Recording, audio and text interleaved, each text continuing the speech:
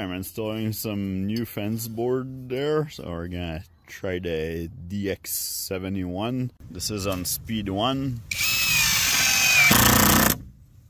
speed 2,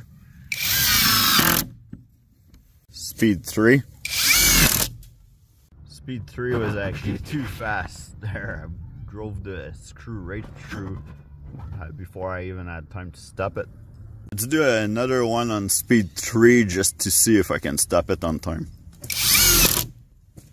No, still drive the screw right way too far in.